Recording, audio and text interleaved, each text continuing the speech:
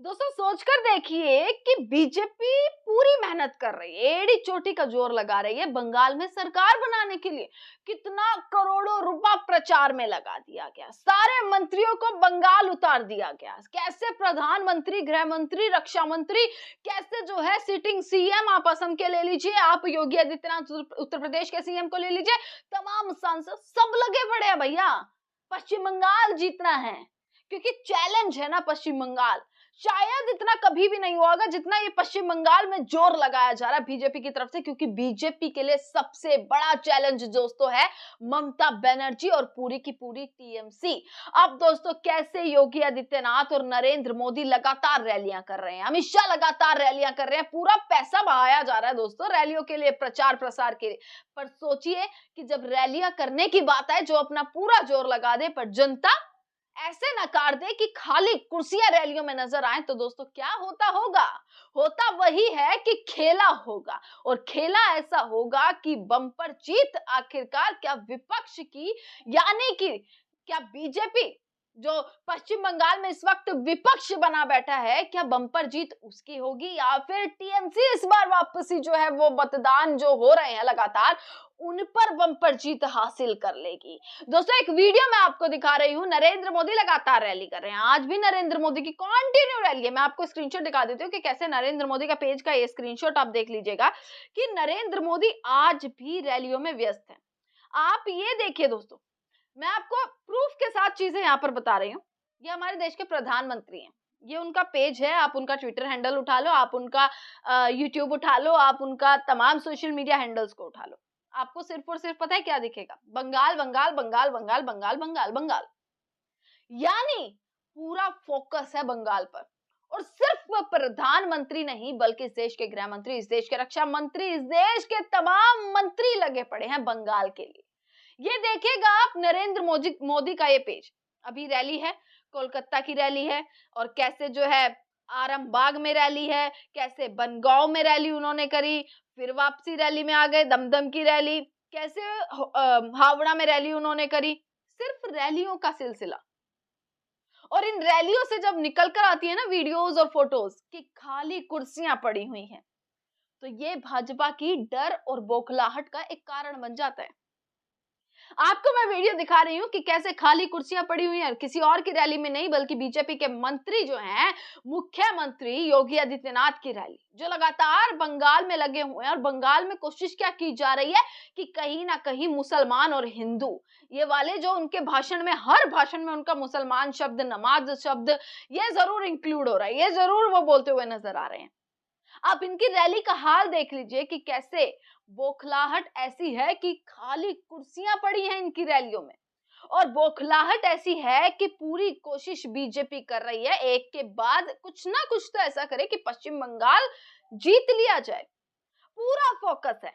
गृह मंत्री अमित शाह, आपको मैंने दोस्तों ये वीडियो दिखाई, इससे पहले भी तमाम वीडियो निकल कर आई, पीएम मोदी का रोड शो खाली जा रहा है, तमाम खाली, भीड़ जो है आसपास दिखाई नहीं दे रही। अमित शाह की रैलियां, अमित शाह स्टेज पर बोल रहे हैं, लोग उन्हें सुन ही नहीं रहे हैं।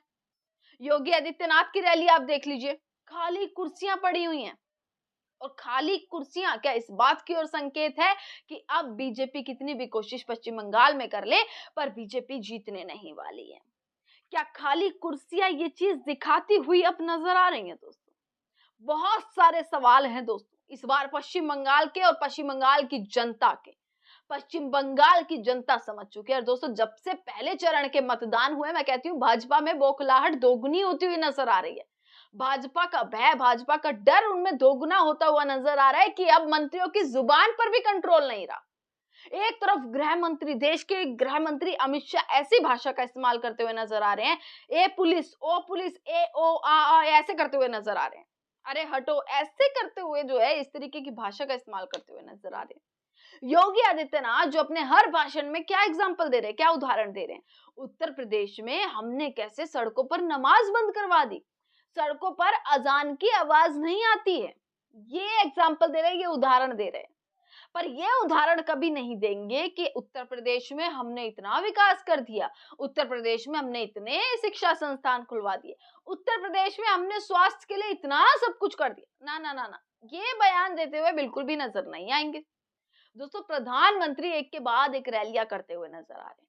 महिलाओं की बात कर रहे हैं, 3,000 रुपए तक की भी बात हो गई है। महिलाओं को सुरक्षा देना, टीएमसी ने कैसे महिलाओं को लूट लिया, टीएमसी ने कैसे महिलाओं की सुरक्षा के नाम पर उनका बेवकूफ बना दिया, ये कहते हुए नजर आ रहे हैं कि आपकी एक एक वोट कीमती है। आपकी एक वोट का मतलब है कि भाई टीएमसी से पीछा छुड़वाना, टीएमसी से आजादी, इसलिए आप वोट दीजिए, महिलाएं वोट दीजिए, क्योंकि महिला सुरक्षा का मुद्दा उठा रहे हैं।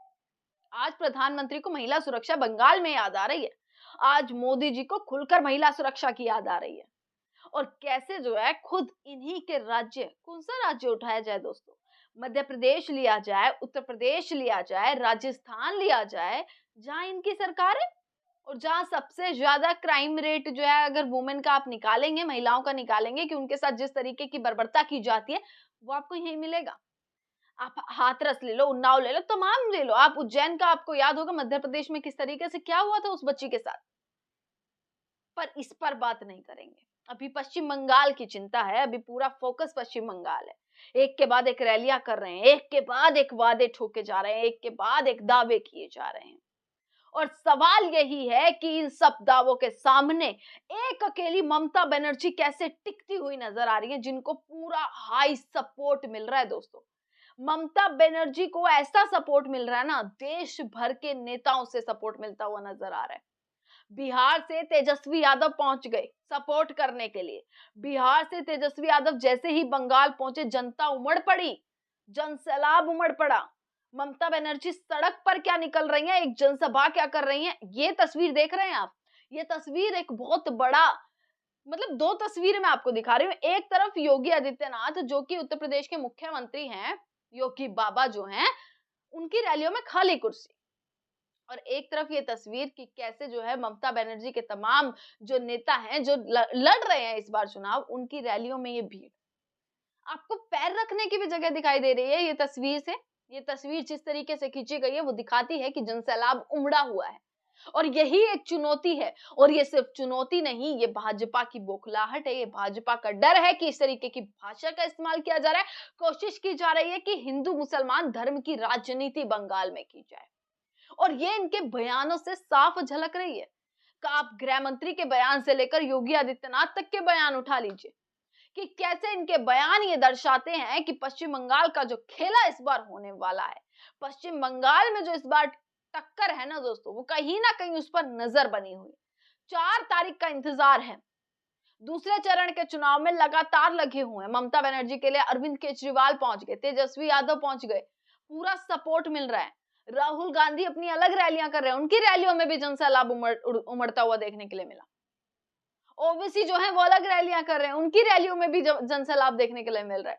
जो दोस्तों इस बात की ओर इशारा करता है कि इस बार मुकाबला टक्कर का होने वाला है। और टक्कर का मुकाबला होगा, उसके भीतर जो खबरें होंगी, वो सारी खबरों को हम खकोल कर कैसे आप तक पहुंचाते हैं, सारी खबरें आप तक विस्तार से पहुंचा देते हैं। बस आपको हमारे साथ जुड़े रहना है और देखते रहना सजग भारत। आपका बहुत बहुत शुक्रिया।